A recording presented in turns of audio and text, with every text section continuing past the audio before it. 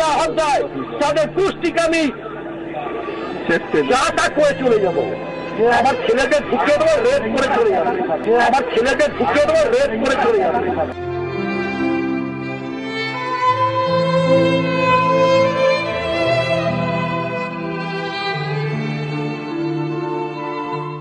মেয়েদের ওপর অত্যাচার হচ্ছে বলে চিৎকার করছেন।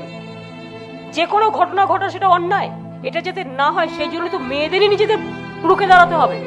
টোটালটাই সাজিয়ে তোলা, পরিকল্পনা করে সাজিয়ে চিৎকার করা, বলছে রেপ রেপ করে চিৎকার কর, যেন মনে হচ্ছে এটা যেন রাজ্যের ভাবমূর্তি সুন্দর হবে। কেউ তার কাজ নেই, টিআরপি রেট বাড়ানোর জন্য এগুলো করে বেড়াচ্ছে।